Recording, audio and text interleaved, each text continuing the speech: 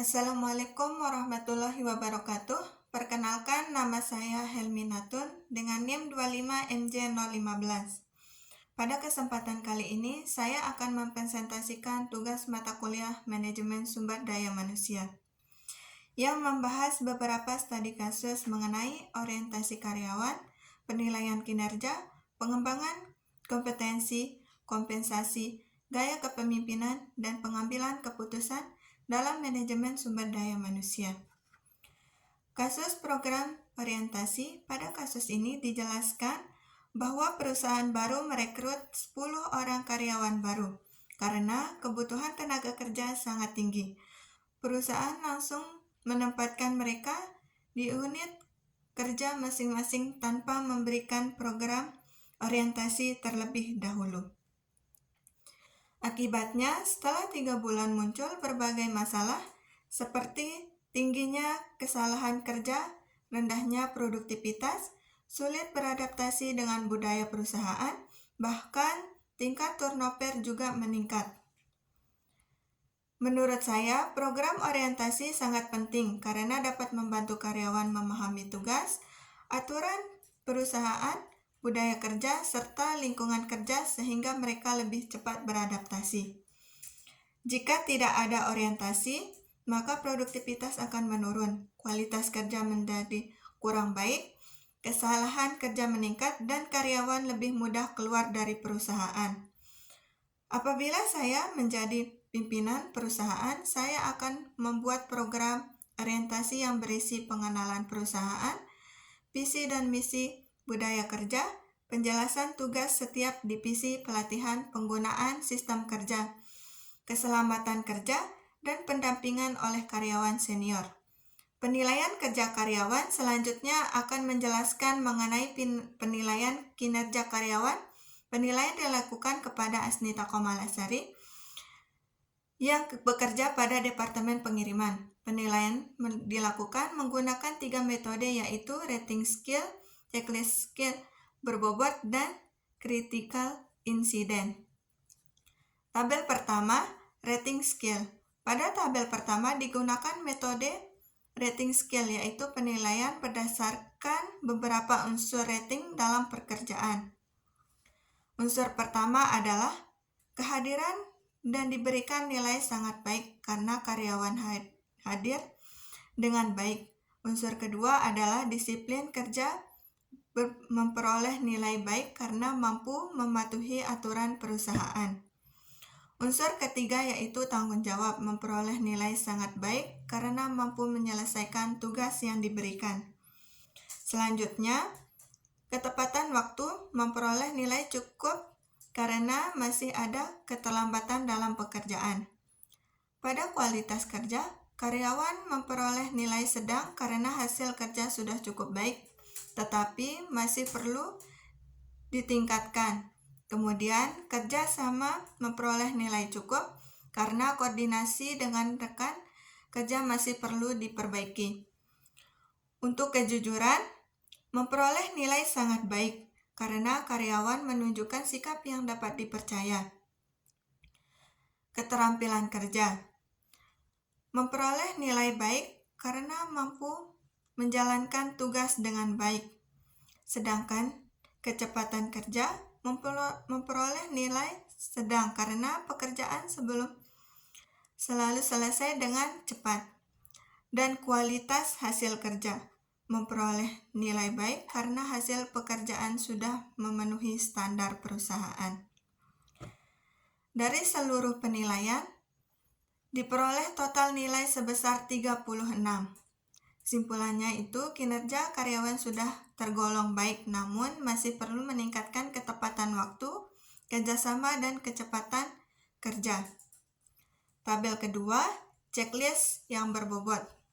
Selanjutnya adalah tabel checklist berbobot. Metode ini digunakan untuk melihat apakah setiap tugas penting telah dilaksanakan oleh karyawan. Tugas pertama yaitu hadir tepat waktu dan tugas ini berhasil dilaksanakan. Tugas kedua, mengirim barang sesuai jadwal juga berhasil dilakukan. Yang ketiga, memastikan barang tidak rusak, menunjukkan bahwa karyawan menjaga kualitas pengiriman. Keempat, bertanggung jawab terhadap pengiriman, artinya setiap proses pengiriman diselesaikan dengan baik. Kelima, bersikap sopan pada pelanggan, menunjukkan pelayanan yang baik. Keenam, bekerja sama dengan rekan kerja, sehingga pekerjaan dapat berjalan dengan lancar. Ketujuh, teliti dalam mengisi dokumen pengiriman, sehingga meminimalkan kesalahan administrasi ke depan. Kedelapan, menjaga komunikasi dengan atasan sehingga setiap kendala dapat segera disampaikan. Kesembilan, bersedia bekerja lembur. Pada bagian ini diberikan tanda silang, artinya karyawan belum memenuhi indikator tersebut. Cepat melapor apabila ada kendala sehingga masalah dapat segera ditangani. Dari seluruh indikator tersebut diperoleh total skor sebesar 48,8. Artinya sebagian besar tugas telah dilaksanakan dengan baik dan kinerja karyawan cukup memuaskan. Saya akan menjelaskan bobot yang digunakan untuk menunjukkan tingkat penilaian pada setiap tugas. Semakin tinggi bobot yang diperoleh berarti pelaksanaan tugas semakin baik. Dari hasil penilaian total, bobot sebesar 48,8 menunjukkan bahwa sebagian besar indikator telah dipenuhi oleh karyawan, sehingga kinerja dapat dikatakan baik. Tabel ketiga, critical incident. Pada tabel ketiga digunakan metode critical incident, yaitu mencatat perilaku positif dan perilaku negatif karyawan selama bekerja. Perilaku positif yang ditemukan antara lain mengirim barang tepat waktu, memasukkan barang sesuai surat jalan, menjalankan kondisi barang agar tidak rusak, mengisi surat jalan dengan lengkap, menginput data pengiriman dengan benar, sedangkan perilaku negatif yang ditemukan yaitu terlambat mengirim barang, salah menghitung jumlah barang, kurang berhati-hati hingga barang rusak. Terlambat menginput data, salah pengiriman nomor pengiriman. Dari tabel ini dapat disimpulkan bahwa karyawan memiliki lebih banyak perilaku positif dibandingkan perilaku negatif. Namun, perusahaan tepat perlu melakukan pembinaan agar kesalahan kerja dapat dikurangi. Pengembangan kompetensi pada kasus PT ABC.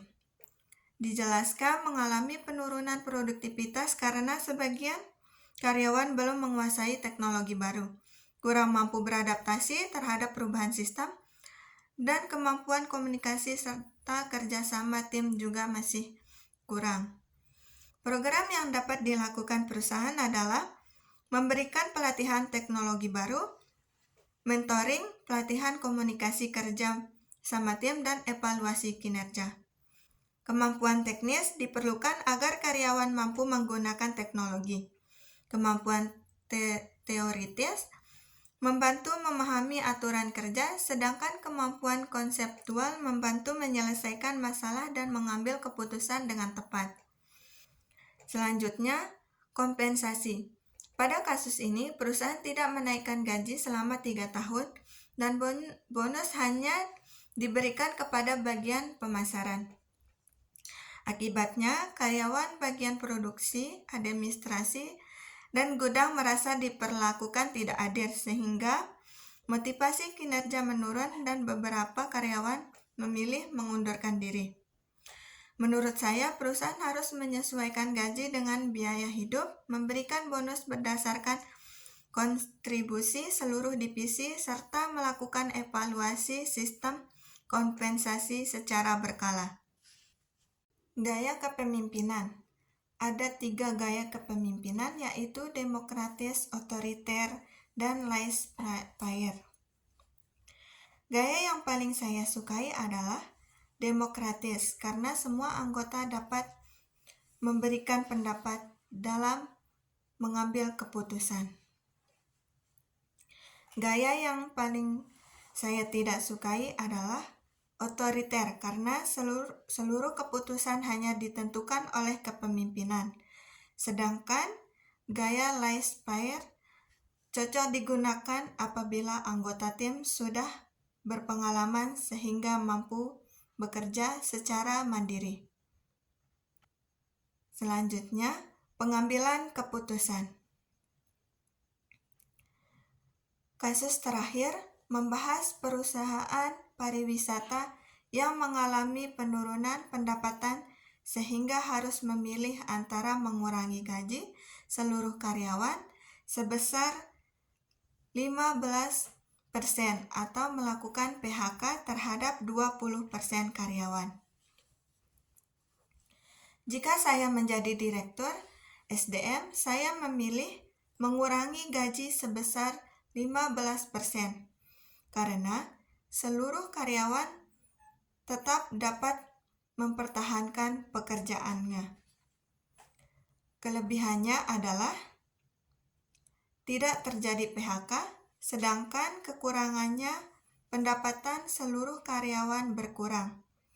Agar keputusan diterima dengan baik, perusahaan harus berdiskusi dengan karyawan, menjelaskan kondisi perusahaan secara terbuka, dan tetap memberikan penghargaan kepada karyawan agar motivasi kerja tetap terjaga. Dan yang terakhir, penutup.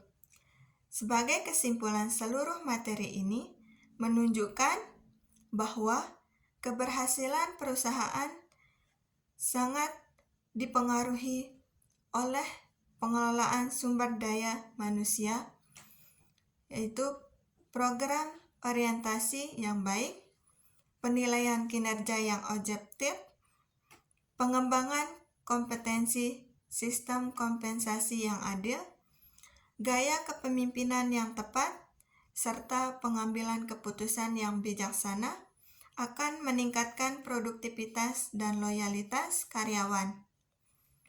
Sekian presentasi dari saya. Terima kasih. Wassalamualaikum warahmatullahi wabarakatuh.